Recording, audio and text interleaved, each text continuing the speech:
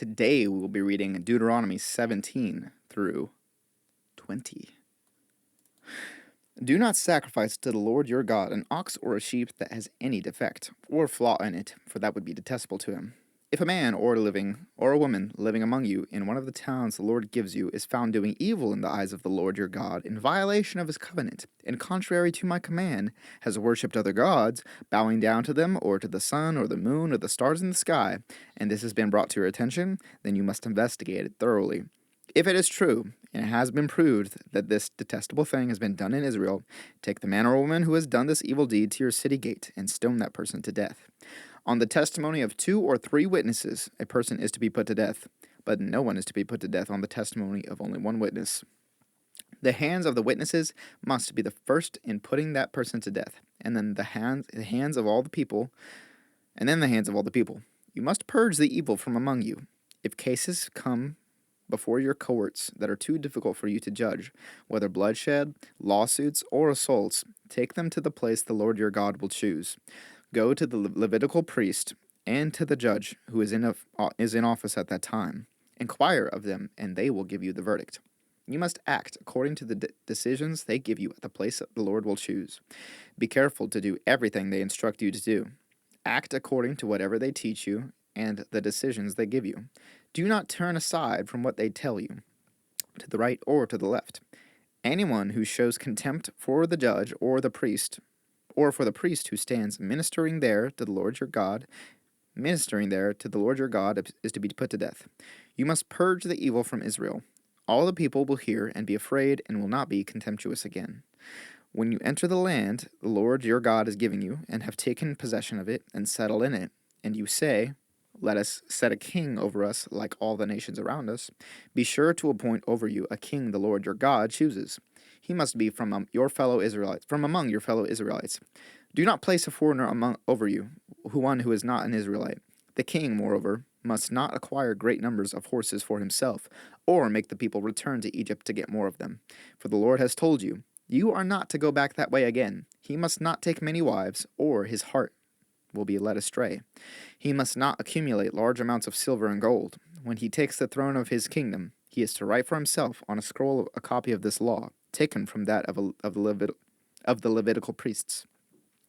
It is to be with him, and he is to read it all the days of his life, so that he may learn to revere the Lord his God and follow carefully all the words of this law and these decrees, and not consider himself better than his fellow Israelites, and turn from the law to the right or to the left. Then he and his descendants will reign a long time over his kingdom in Israel. The Levitical priests, indeed the whole tribe of Levi, are to have no allotment or inheritance with Israel. They shall live on the food offerings presented to the Lord, for that is their inheritance. They shall have no inheritance among their fellow Israelites. The Lord is their inheritance, as he promised them. This is the share due the priests from the people who sacrificed a bull or a sheep, the shoulder, the internal organs, and the meat from the head. You are to give them the first fruits of your new grain, new wine, and olive oil, and the first wool from the shearing of your sheep. For the Lord your God has chosen them, and their descendants out of all your tribes, to stand and minister in the Lord's name always. If a Levite moves from one of your towns anywhere in Israel where he is living, and comes in earnestness, to the place the Lord will choose, he may minister in the name of the Lord his God, like all his fellow Levites who serve there in the presence of the Lord. He is to share equally in their benefits, even though he has received money from the sale of family possessions. When you enter the land the Lord your God is giving you, do not learn to imitate the detestable ways of the nations there. Let no one be found among you who sacrifices their son or daughter in the fire, who practices divination or sorcery, interprets omens, engages in witchcraft, or casts spells, or who is a medium or spiritist, or who consults the dead. Anyone who does these things is detestable to the Lord. Because of these same detestable practices, the Lord your God will drive out those nations before you. You must be blameless before the Lord your God. The nations you will dispossess listen to those who practice sorcery or divination, but as for you, the Lord your God has not permitted you to do so.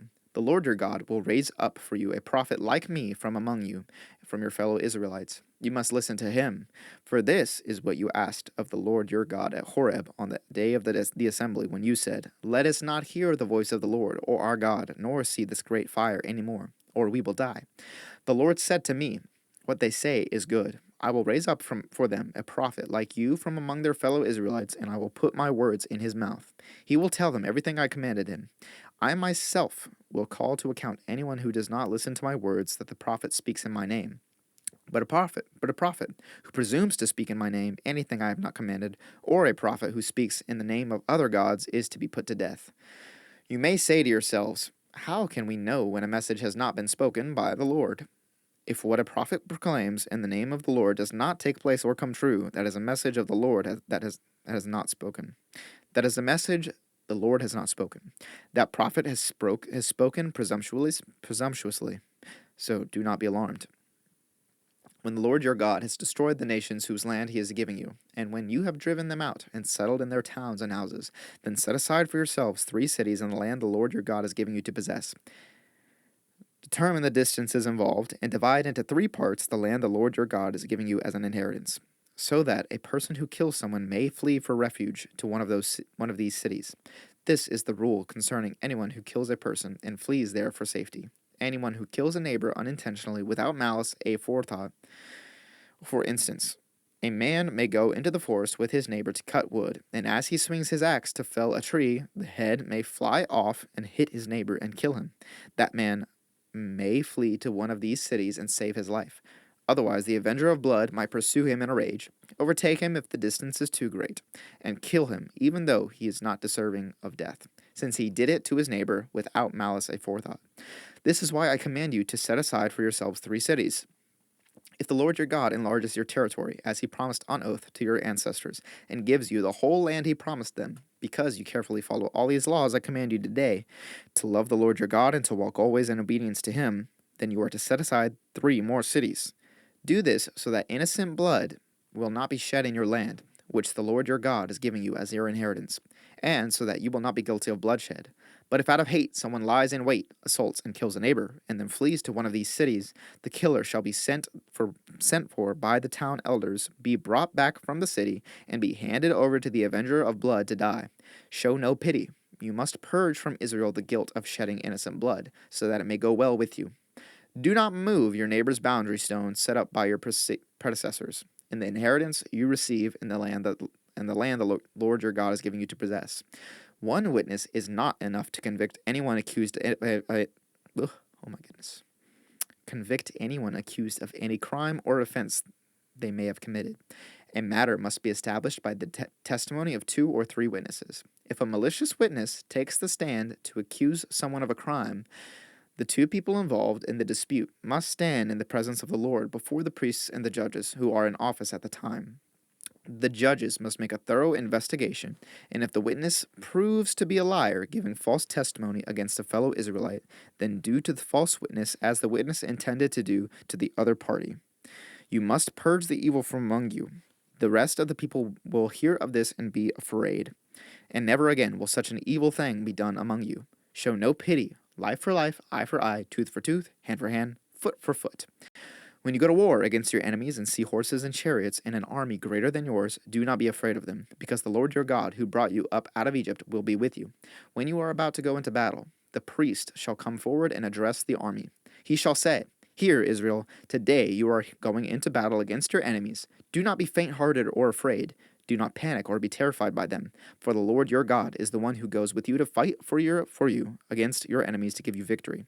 The officers shall say to the army, Has anyone built a new house and not yet begun to live in it? Let him go home, or he may die in battle and someone else may begin to live in it. Has anyone planted a vineyard and not begun to enjoy it? Let him go home, or he may die in battle and someone else enjoy it. Has anyone become pledged to a woman and not married her? Let him go home, or he may die in battle and someone else may marry her. Then the officers shall add, Is anyone afraid or faint-hearted? Let him go home so that his fellow soldiers will not become disheartened too. When the officers have finished speaking to the army, they shall appoint commanders over it. When you march up to attack a city, make its people an offer of peace.